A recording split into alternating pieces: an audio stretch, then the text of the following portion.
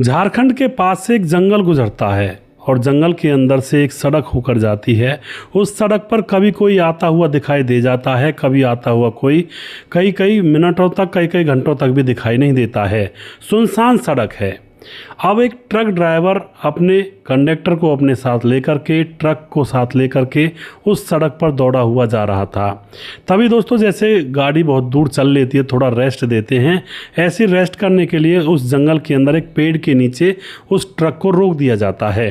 और रोक करके अब जो ड्राइवर होता है वह अपने कंडक्टर से कहता है, योगेश उसका नाम था कंडक्टर का, कि जाओ पहले टायरों के अंदर से गिट्टी चेक कर लो, कोई गिट्टी तो नहीं फंसी हुई है, कहीं पंचर हो जाए, इतने इंजन ठंडा हो जाएगा थोड़ा सा, और इतने सस्ता लेने दो गाड़ी को।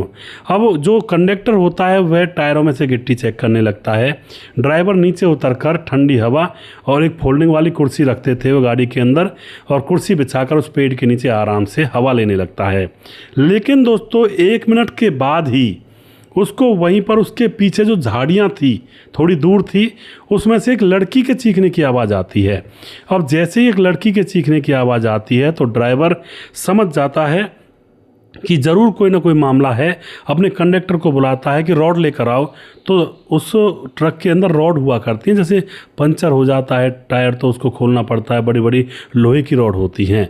उन दोनों रॉड को वे दोनों उठा कर ले आते हैं और फिर जंगल की तरफ दौड़ लगा देते हैं। जैसे ही वे जंगल की तरफ, झाड़ियों की तरफ जाते हैं तो वहाँ पर कई दरिंदे, कम से कम 3-4 दरिंदे लोग, एक लड़की, मासूम सी लड़की जो कि तकरीबन होगी 17-18 साल की या 19 साल की, उसके साथ वहसियत कर रहे थे। लेकिन इतने में ही यह वहाँ पर पहुँच जाता है और एकदम से आवाज़ लगाता है कि चिंता मत करो बेटी, मैं आ गया हूँ और मैं देख लूँगा।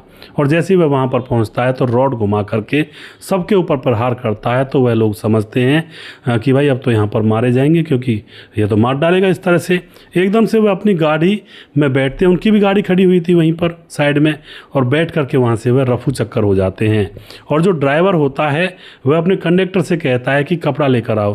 कंडक्टर एक चादर लेकर आता है, उस लड़की के ऊपर चादर उड़ा दी जाती है और उसके कपड़े जो उन्होंने उतार कर फेंके हुए थे, उन कपड़ों को ड्राइवर उठा लेता है और लड़की को अब उस ट्रक के अंदर ले आता है और अपने कुर्ता पजामे पहनने के लिए दे देता है, क्योंकि उस लड़की के कपड़े फट चुके थे, उन वैसी दरिंदों ने फाड़ दिए थे। लड़की को कुर्ता पजामा पहना दिया जाता है और अब लड़की जो कि सिसक रही थी, बहुत ज़्यादा डर रही थी, ट्रक ड्राइवर कहता, बेटी घबराओ मत, चिंता मत करो, मैं तुम्हारे बाप के समान हूँ ना, और तुम घबराओ मत, अब तुम अपने पिता के पास हो। उसके बाद बेटी उस आदमी के गले लग जाती है। वहीं पर दोस्तों, सड़क के किनारे उस लड़की की साइकिल भी पड़ी हुई थी और कुछ किताबें थी वहीं पर। अब दोस्तों, यहाँ पर उसके बाद इस घटना में क्या होता, पूरी कहानी जानेंगे। बड़ी ही मार्मिक कहानी है और बड़ी ही सीख देने वाली कहानी है। नमस्कार, मैं हूँ सुदेश कुमार और मेरे गोपाल चैनल में आपका स्वागत है। दोस्तों, यह जो ड्राइवर था, यह उदयवीर इसका नाम होता है, और इसके ट्रक में जो कंडक्टर था उसका नाम होता है योगेश। योगेश जो कि अनाथ बच्चा था, इस ड्राइवर ने ही उसको पाला था छोटे से लेकर, अब बड़ा हो रहा था फिलहाल, और 20-22 साल का हो रहा था। तो योगेश अपना पिता भी उदयवीर को ही माना करता था कि यही है, मेरे तो आगे पीछे सब कुछ और कोई है ही नहीं, और ये ट्रक चलाया करते थे।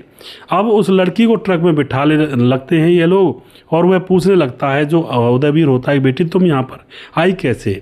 अब लड़की कहती है कि देखिए, मेरी वो साइकिल पड़ी है ना, मैं उससे कॉलेज में से पढ़ कर आ रही थी और रास्ते में इन लड़कों ने घेर लिया, और मैं अनाथ आश्रम में रहती हूँ, मेरा कोई अपना नहीं है, ना ही मेरे माँ है, ना ही मेरा पिता है, कहीं झाड़ियों में पड़ी हुई अनाथ आश्रम वालों को मिली थी तो उन्होंने मुझे पाला पोसा है।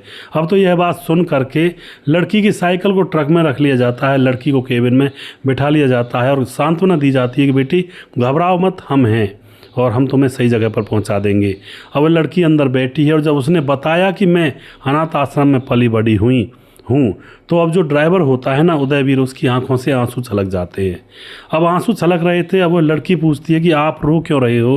तो उदयवीर कहता है कि मैं इसलिए रो रहा हूँ बेटी, मेरी भरी पूरी फैमिली थी, मेरे 2 बच्चे थे, एक बेटा एक बेटी। बेटी तुम्हारे ही बराबर होती अगर वो जिंदा होती आज, और बेटा भी इतना ही बड़ा होता। मेरी पत्नी और मेरे बच्चे तीर्थ यात्रा के लिए एक बस से कहीं जा रहे थे और वह बस खाई में गिर जाती है और मेरे पूरे परिवार के सदस्य मारे जाते हैं, बस मैं बच जाता हूँ। उसके बाद मैं अकेला ज़िंदगी में तन्हा रह जाता हूँ। और फिर मुझे मिलता है ये योगेश जो बैठा है ना, मेरा कंडक्टर, ये मुझे मिलता है, ये भी अनाथ था बेचारा। उस समय ये मुश्किल से 6 साल का होगा जब यह मुझे मिला था रोड पर, इसका कोई नहीं था। इसको मैंने गोद ले लिया और इसकी मैंने परवरिश की, और इसको तब से लेकर अपने साथ रखे हुए हूँ। इसको मैं अपना परिवार मानता हूँ।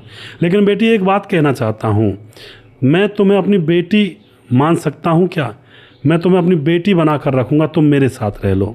अब यह बात सुनकर लड़की की आंखों से आंसू आने लगते हैं, क्योंकि पिता का नाम तो सुना था, लेकिन पिता का प्यार उसने आज देख लिया था। जिस तरह से इस आदमी ने, उदयवीर ने उसकी जान बचाई थी उन गुंडों से, और अपनी बेटी कहकर उसको कपड़े पहनाकर अपने पास बिठाया था। अब तो बेटी की आंखों में आंसू आ जाते हैं, और जो पिता होता है उसको गले लगा लेता है। अब जो पिता होता है, जो पिता बन चुका था, बेटी कहती है ठीक है बाबूजी, मैं आपकी बेटी बन जाऊंगी, लेकिन मुझे पढ़ाई भी करनी है। उदयवीर कहता कैसी बात करती हो बेटी, क्या मैं तुम्हें पढ़ाई नहीं करवाऊंगा? और उसके बाद यही कहता है कि मैं तुम्हारा अपने हाथों से कन्यादान करना चाहता हूँ। तो यहाँ पर वह अब एक शहर के अंदर जाते हैं, उससे आगे शहर पड़ता था। शहर में से उस लड़की को अच्छे कपड़े पहनाए जाते हैं, और कपड़े पहनाने के बाद अब उस लड़की से उसके अनाथ आश्रम का पता पूछा जाता है। उसको लेकर के अनाथ आश्रम में जाते हैं, तो अनाथ आश्रम की जो वार्डन होती है ना, लड़की के कपड़ों को देख करके वह भयभीत हो जाती है कि क्या हुआ इस लड़की के साथ, कपड़े तो ये नए हैं। अब दोस्तों लड़की जाकर के वार्डन से लिपट कर रोने लगती है कि मेरे साथ कॉलेज से आते वक्त जब मैं साइकिल से आ रही थी तो मेरे साथ 4 दरिंदों ने वहशियत की। अब तो यह देख करके जो वार्डन होती है वो घबरा जाती है, और अगले ही क्षण लड़की कहती है कि इन्होंने मुझे बचाया, ये दोनों लोग हैं जो उदयवीर जी हैं और इनके साथ ये कंडक्टर है, और इन्होंने मुझसे कहा है कि बेटी हम तुम्हारा कन्यादान करना चाहते हैं अपने हाथों से। अब तो वार्डन की भी आंखों में आंसू आ जाते हैं कि भाई चलो एक लड़की की जान बचाई इसने, क्योंकि जो वह दरिंदे थे वह यह बात कर रहे थे कि इसको मार देंगे इस काम को करने के बाद। तो यहाँ पर जान भी बच गई और उसकी इज्जत भी बच गई। अब तो जो उदयवीर होता है वह वार्डन से कहता है कि हम इस बच्ची को गोद लेना चाहते हैं। तो वार्डन जो होती है वह कहती है बिल्कुल आप ले सकते हो, क्योंकि अब तो इनकी जान आपकी ही हो गई है, आप ही ने बचाई है। तो उदयवीर कागजी कार्रवाई करता है और उस लड़की को अपने साथ हंसी खुशी अपने गांव ले आता है। गांव ला करके अपनी बेटी बनाकर उसको रखता है। गांव वाले कहते हैं किसको ले आया पता नहीं कहाँ से, और अपना परिवार बना लिया इधर उधर से उठा करके। एक लड़का है, एक ही लड़की ले आया है। पर कुछ लोग तारीफ भी करते हैं कि इसने इस लड़की की जान बचाई थी और इज्जत भी बचाई थी। तो 2 तरह के लोग तो होते ही हैं। उसके बाद लड़की कहती है कि बाबा मुझे अब मुझे कॉलेज में जाना है, कैसे जाया करूँगी? तो उसका गांव वहीं पर था, कॉलेज के पास ही था उस आदमी का गांव, और जो लड़की थी वो भी वहीं कर रहने वाली थी। वहीं पर उसका जो अनाथ आश्रम था थोड़ी बहुत दूरी पर था, 10-12 किलोमीटर दूरी पर। अब तो उसको कॉलेज छोड़ने के लिए यह पिता जो बना था उदयवीर, ये जाता है, और जब इसको कोई काम लग जाता है तो अपने कंडक्टर योगेश को उसके साथ कॉलेज में छुड़वाने के लिए भेज दिया करता है। इसी तरह से अब पढ़ाई लिखाई होने लगती है। 1-2 साल गुजर जाते हैं, पढ़ाई इसकी पूरी हो जाती है, और अब ये लड़की जब पढ़ाई लिखाई पूरी कर लेती है तो अपने पिता से कहती है कि मुझे अब गवर्नमेंट एग्ज़ाम की तैयारी करनी है, सरकारी नौकरी प्राप्त करनी है, और उसके लिए मुझे पैसा चाहिएगा बाबा जी। और बाबा कहता है कि क्यों नहीं दूंगा बेटी पैसा, किस लिए कमा रहा हूँ, मेरा और तो कोई है ही नहीं, तुम ही हो दोनों। तो उसको खूब पैसे वैसे देता है और उसकी पढ़ाई कंप्लीट करवाता है, और वह लड़की कोर्स करने के बाद एग्ज़ाम में बैठती है और एक ही बार में गवर्नमेंट एग्ज़ाम को क्लियर कर लेती है, और वह गवर्नमेंट में उसकी जॉब लग जाती है। अब उधर से जब रिज़ल्ट उसने सुना था वापस आती है, बाबा के गले लग जाती है कि बाबा मैं पास हो गई और अब मैं सरकारी नौकरी मुझे मिल गई है। अब यह बात सुनने के बाद बाबा बहुत खुश होता है, गांव के अंदर लड्डू बंटवाता है कि मेरी बेटी पास हो गई। उसके बाद दोस्तों अब कुछ दिन और गुजर जाते हैं, यह नौकरी पर जाने लगती है बेटी, और अब पिता को उसकी शादी की चिंता होती है। तो अपनी बेटी से कहता है कि बेटी अब मैं तुम्हारी शादी करूँगा, तैयार हो जाओ, और कुछ शॉपिंग वॉपिंग करेंगे, और शादी के लिए मैंने लड़का देखा है। लड़की जैसी इस बात को सुनती है तो थोड़ा सा उसका चेहरा उतर जाता है और सर झुका करके वह अपने कमरे में चली जाती है। उदयवीर सारी बात समझ रहा था कि मामला कुछ ना कुछ गड़बड़ है। लड़की के पीछे पीछे जाता है और कहता है बेटी अगर तुम्हारी नज़र में कोई लड़का हो ना तो मुझे बता देना, तुम्हारी मर्जी के खिलाफ मैं एक भी कदम नहीं उठाऊँगा। अब तो लड़की अपने बाबा की तरफ देखती है और कहती है कि बाबा मैं आपके कंडक्टर योगेश से प्यार करने लगी हूँ, क्योंकि ये जब मुझे स्कूल कॉलेज में छोड़ने के लिए जाया करता था तो वहाँ पर लड़के जब मेरी तरफ देखा करते तो उनको ये ठोक पीट दिया करता था। मेरी हिमायत में बहुत लड़ा है लड़कों से, तो मुझे इससे प्यार हो गया है। अब तो जो उदयवीर था वो बहुत ज़ोर से हंसता है, अरे ये तो बहुत कमाल की बात हो गई, अब तो तुम मुझे छोड़कर जाएगी ही नहीं, अब तो मेरे घर में रहेगी। और उसके बाद दोस्तों योगेश जो कंडक्टर होता है वह भी अनाथ था और यह लड़की यह भी अनाथ थी। इन दोनों की वह धूमधाम से शादी कर देता है और दोनों को अपने घर में ही रख लेता है। अब इसको बेटा भी मिल गया और इसको बेटी भी मिल गई और वो दोनों कहीं जाएंगे भी नहीं, वो घर में ही रहेंगे। अब जो लड़की है खूब कमाती है, खूब पैसा कमा करके ये कोई खेत प्लॉट वगैरह भी ले लेते हैं और योगेश का कोई काम ऐसा करवा दिया जाता है जब काफ़ी दिन हो जाते हैं कि तू अब ट्रक चलाना बंद कर दे, क्योंकि ट्रक चलाना मौत के गाल में होता है, कभी भी कुछ भी हो सकता है। तो उसके लिए कोई शहर के अंदर एक मॉल टाइप की दुकान खुलवा दी होती है। तो जो योगेश होता है वह तो वहाँ से कमाता है, कुछ खेती बाड़ी हो जाती है, कुछ खेत भी खरीद लिए थे इन्होंने, कुछ खेत पहले भी थे और उदयवीर अब बूढ़ा हो चला था और ये दोनों मिल करके उदयवीर की खूब सेवा करते हैं और खूब उसको अच्छा उसकी सेवा खातिरदारी हर तरीके से उसे खुश रखते हैं। इस तरह से दोस्तों यह दो उजड़ी हुई जिंदगियां फिर से बसा दी एक शख्स ने, दो कनेक्शन को जोड़ दिया और उनका घर बसवा दिया, वरना तो उस लड़की की तो उस दिन जान चली जाती। और यह लड़का था योगेश या किसी अगर ऐसे ही डोलता रहता तो यह चोर वोर लड़के जो होते हैं ना, छोटे छोटे और भी बच्चे होते हैं जो चोरी चकारी करते हैं, उनके साथ मिल जाता, नशे में पड़ जाता, ज़िंदगी बर्बाद हो जाती। तो दोनों की ज़िंदगियां इस आदमी ने संभाल दी और इन दोनों की ज़िंदगियों को पटरी पर यह आदमी ले आया। तो ऐसे देवदूत कभी कभी मिलते हैं दुनिया के अंदर, जैसा यह उदयवीर था जिसने दो लोगों की ज़िंदगी को संवार दिया। तो आप क्या कहना चाहते हो दोस्तों इस घटना के अंदर? आप जो भी कुछ कहना चाहते हैं अपनी राय कमेंट बॉक्स में लिख सकते हैं और लोगों के साथ शेयर कर सकते हैं। और वीडियो के लास्ट में कुछ भाइयों के नाम जरूर लेना चाहूँगा जो भाई हमारे वीडियोज़ को देखते हैं और हमें खूब सपोर्ट करते हैं। हमारे साथ राम बहादुर सिंह कमेंट करते हैं, राम मोहम्मद यासीन लाहौर पाकिस्तान से हैं। और उसके बाद हमारे साथ मोहम्मद मुजाहिद कमेंट करते हैं और उसके बाद हमारे साथ हैं सुशील चौधरी जो कि लगातार हमारे वीडियोज़ पर कमेंट करते हैं। दुर्योधन भाई कमेंट करते हैं, छगनदास कमेंट करते हैं और उसके बाद हमारे साथ हैं आजिम अंसारी कमेंट करते हैं और दीपक शॉर्ट कमेंट करते हैं। और आपकी वीडियो बहुत अच्छी होती है, मन को छू लेती हैं, नाइस वीडियो।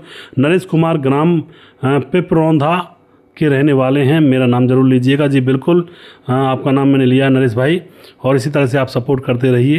खेमराज भाटी गुज्जर चट्टी जीबी नगर यूपी 16 से हैं। राम थापा नेपाल से हैं। सोनू कुमार कमेंट करते हैं, दिलीप राजपूत जिला खंडवा गोकुल गांव से हैं। और सुंदरलाल अहिरवार कमेंट करते हैं, भीम कासरे कमेंट करते हैं और सुरेंद्र कुमार कमेंट करते हैं जय श्री राम। खेमराज भाटी गुज्जर चट्टी जीबी नगर यूपी 16 से हैं। और जानकी गंगवार हमारे बहन कमेंट करते हैं। मोहम्मद कलाम कमेंट करते हैं और उसके बाद कुछ भाई हमारे फेसबुक पर हैं, उनके नाम भी यहाँ पर मैं ले लेता हूँ। हमारे साथ हैं रामचंद्र राज।